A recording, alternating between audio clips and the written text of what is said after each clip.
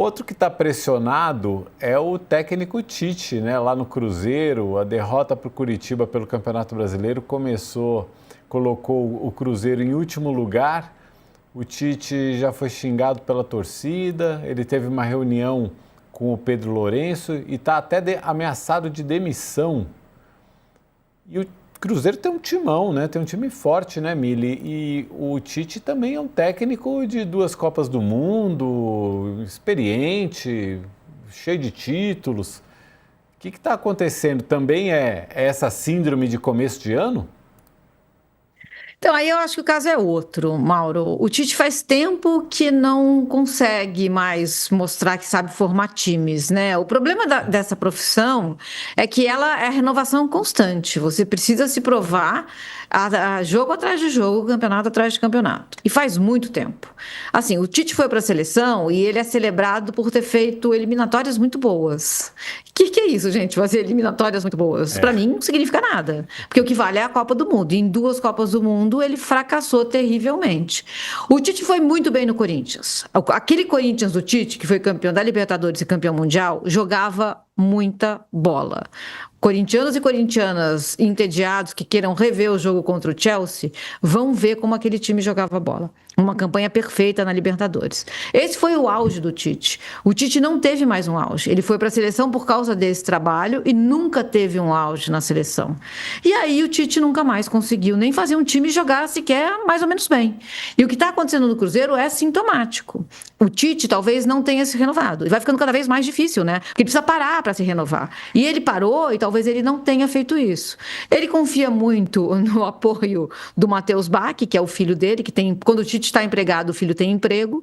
Mas o Matheus Bach nunca fez nada no futebol, né, gente? A não ser curtir postagens de conteúdo homofóbico, transfóbico e de violência contra a mulher. Por enquanto, é esse o legado dele para o futebol. Gente, vamos fazer um rápido intervalo para quem está na TV a cabo. O All News volta já. E a gente segue conversando aqui, seguimos juntos aqui falando de esporte pela internet. Rosa, queria que você analisasse um pouquinho das peças que o Tite tem no Cruzeiro, se você vê possibilidade de recuperar ali, de sair dessa situação com o Tite mesmo ainda nessa má fase. O complicado, assim, eu puxo o gancho um pouco do que a Mili falou, porque, assim, o Tite, ele realmente, às vezes ele demonstra, posso ser um pouco radical, um ex-treinador em atividade, né? Porque os trabalhos, eu sei que pode ser muito pesado, mas os trabalhos dele, realmente, pegou aquele Flamengo, também foi campeão carioca ali, naquele timaço que ele conseguiu fazer, e até eu lembro que na final contra o Nova Iguaçu, né, ele falou... chamou a atenção, né? Para mim foi, de uma certa forma, uma hipocrisia quando ele deu a medalha dele pro treinador do Nova Iguaçu, uma coisa sem nexo, né? Mas o Tite não consegue mais dominar os grupos que ele monta, né? A dificuldade dele também está nisso. Eu falei isso ontem, né? Do treinador, muitas vezes não é só jogador, o treinador tem que... a gestão, né, de grupo. E esse grupo do Cruzeiro do ano passado, e agora chegaram alguns jogadores, eu destaque aí pro Gerson, tinha um treinador que eu gostei muito, não conhecia tanto o trabalho do Jardim, acho que ele... E o Jardim falou uma coisa que é muito sintomática, né, e que o Abel depois acabou confidenciando, né? O Jardim, depois no jogo contra o Palmeiras, perguntou assim pro Abel, como é que você aguenta tudo isso? Como é que você aguenta ficar tanto tempo trabalhando no Brasil, né? E aguenta porque ganha títulos, né? Então, traçando o que o Jardim fez ano passado, um bom trabalho, brigando com 2 potências, fazendo uma campanha legal, aí você já imagina qual é o tamanho da pressão que existe sobre o Tite, porque por mais que ele seja um treinador renomado, o Mauro, ele sofre, ele traz uma expectativa altíssima e da mesma forma, se ele não traduz essa expectativa em resultados, ele vai sofrer pressão, né? Traduzindo naquele filme, né?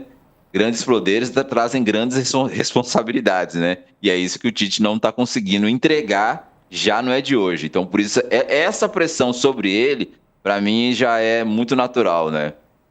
São 5 derrotas, né, consecutivas do Cruzeiro. Deixa eu colocar que são 5... são 5 derrotas na temporada que o Cruzeiro tem.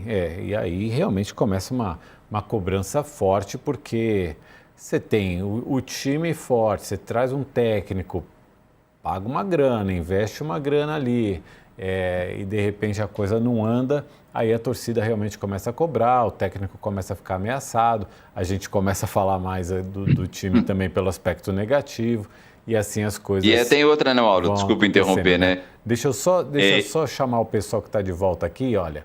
Já estamos de volta com a TV a cabo, você que acompanha o All News pela TV a cabo. Diga lá, Rosa, a gente estava conversando mais um pouquinho aqui sobre o Cruzeiro. Fala lá, Rosa. Não, e rapidamente, né?